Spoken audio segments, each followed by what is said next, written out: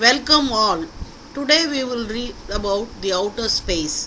This is Dr. K. Sangeeta for Public International Law. The Outer Space Treaty, the treaty on principles governing the activities of the states in the exploration and the use of outer space, including the moon and other celestial body. The treaty is the foundation of international space law for signatory nations, 108 in 2019. That means 108 countries have signed in 2019. The treaty presents principles for space exploration and operation. Space activities are for the benefits of all nations, and any country is free to explore its orbit and beyond. There is no claim for sovereignty in space. No nation can own space, the moon, or any other celestial body. Weapons of mass destruction are forbidden in the orbit and beyond. The moon and the planets and other celestial bodies can only be used for the peaceful purposes. Any astronauts from any nation is an envoy of mankind, and signatory state must provide all possible help to astronauts when needed, including emergency landing in the foreign country or at their sea. Signatory states are each responsible for their space activities, including private commercial endeavors, and must provide authorization and continuing supervision. Nations are responsible for damage caused by their space objects and must avoid contaminating space and celestial bodies.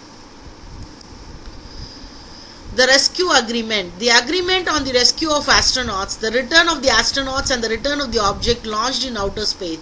Signatories agree to take all possible actions to help or rescue astronauts in need, and if applicable, return them to the nations from which they launched. Additionally, signatories agree to help return to sponsoring nation any space object that land on the earth outside the country from which they are launched. We will see the Moon Agreement. The agreement governing the activities of the states on the moon and other celestial bodies. The agreement states that celestial bodies can only be used for peaceful purposes, that they should not be contaminated. The United Nations should always be made aware of any station on the non-earth body, and that if resource mining on moon becomes feasible, an international regime must be established to govern how those resources are obtained and used. The United States is not a signatory to the Moon Agreement. Liability Convention. The Convention on International Liability for Damage Caused by Space Objects.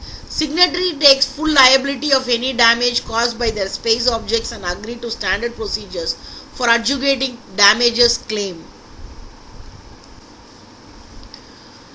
Next is the Registration Convention. The Convention on Registration of Object Launched into Outer Space.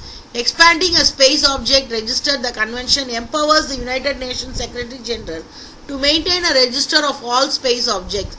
The parts of the satellite vary depending on the satellite's function. However, there are some components commonly found on most satellites. These include antennas. Satellite antenna systems are used to receive and transmit signal to and from Earth.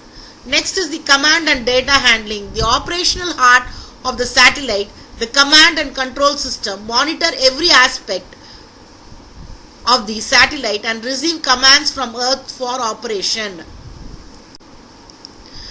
Next is the guidance and stabilization. Sensors monitor satellite position to ensure it remains in the correct orbit and is oriented towards the correct target.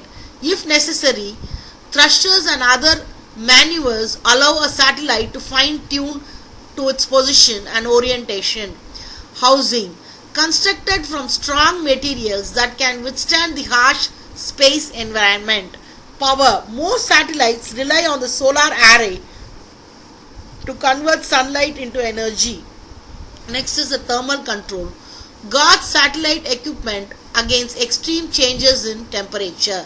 Thank you.